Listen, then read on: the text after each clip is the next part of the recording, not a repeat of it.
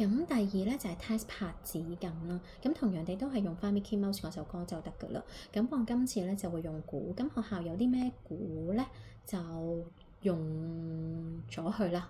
即係你見到可能有中國鼓啦、非洲鼓啦，可能有啲小鼓啦。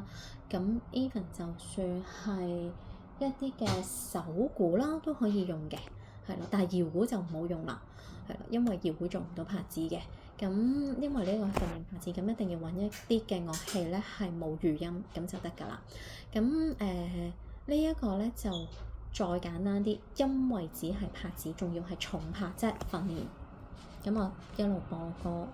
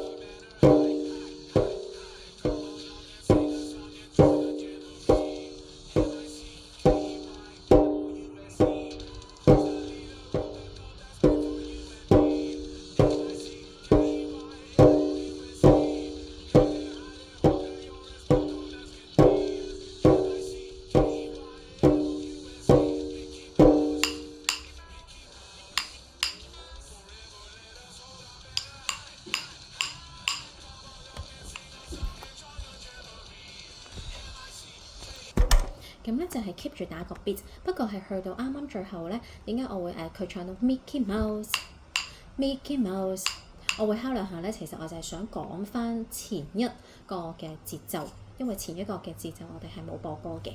咁其實就會係當夾歌嘅時候就係咁樣啦。第一 round 淨係夾節奏嘅時候就係 Mickey Mouse，Mickey Mouse， 係啦。咁但係第二段咧。淨係齋做拍子咧，就唔需要係Mickey Mouse，Mickey Mouse 唔使嘅。總之由頭到尾都係跟翻個拍子咧，咁就可以㗎啦。咁呢一個咧就係會 test 拍子。咁同樣地咧，佢嗰首歌咧係1分40秒嘅，咁你可以喺中間 cut 開一半，你可以喺中間度 cut 一半啦。